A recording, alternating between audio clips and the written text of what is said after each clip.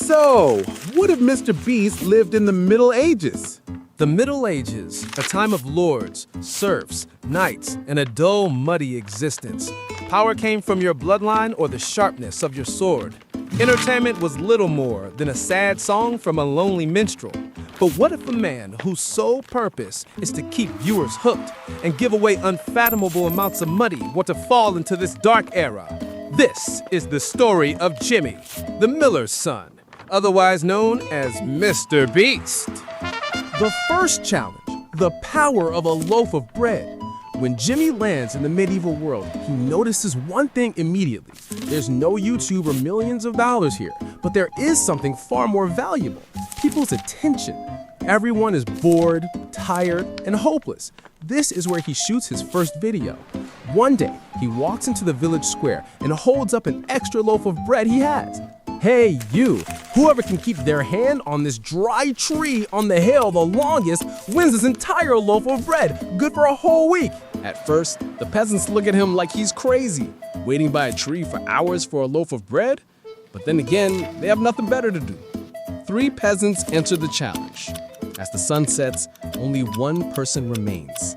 Jimmy keeps his word and gives him the bread. This incident is talked about in the village for days. It is his first piece of viral content. Scaling the empire, the master of games. Jimmy has understood the power of audience engagement. He reinvests the few silver coins he earns from his small contest into his next production. He gathers a loyal crew around him. Chandler, the unfortunate, who is clumsy in every contest.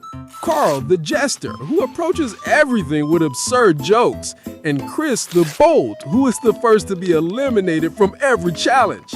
The contests gradually become crazier and bigger.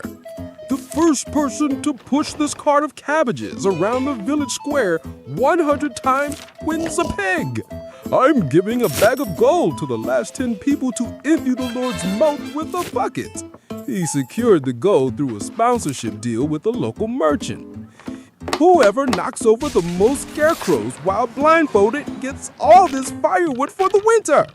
He is no longer Jimmy, the miller's son. In the songs of minstrels, he is called Jimmy the Generous, or on the lips of children, MrBeast. His fame spreads from town to town, fiefdom to fiefdom. The games he organizes become the biggest festivals in the kingdom. Attracting the Lord's attention, threat or opportunity? Of course, this situation attracts the attention of the region's grumpy baron, Lord Fitzwilliam. A peasant on his lands becoming more popular to him and constantly giving things away to the public is unacceptable. It's an insult to the very foundations of the feudal system. Who is this clown? How dare he make my serfs happy? A happy serf is a serf who demands more rights. Go at once and take all his earnings from him as an entertainment tax. But the Baron failed to account for Jimmy's greatest power, the love of the people.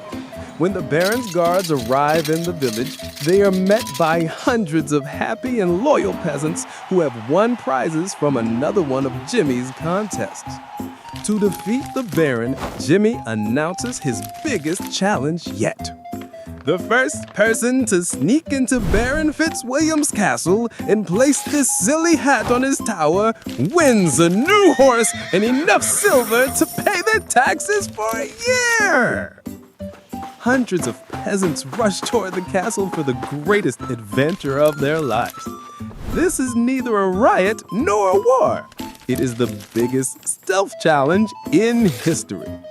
The Baron's guards can't manage the chaos, and the Baron is humiliated to find silly hats all over his castle. The King's Game, the grand finale.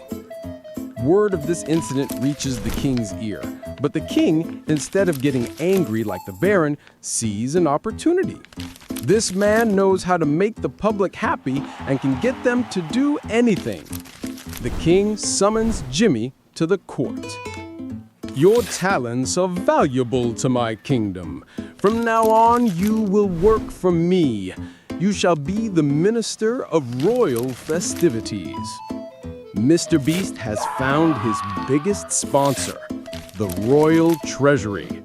There are no limits now, and so he makes his greatest event.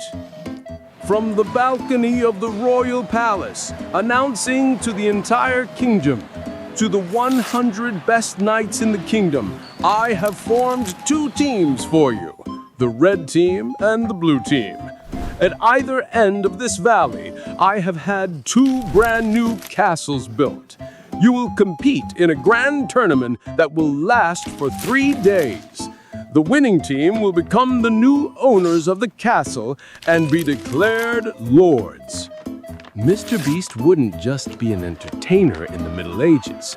He would, without realizing it, become a revolutionary.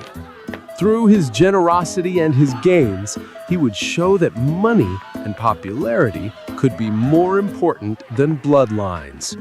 With his contests, he would invent the concept of social mobility, the idea that even a serf from the lowest class could win a horse, a house, or even a title with the right challenge.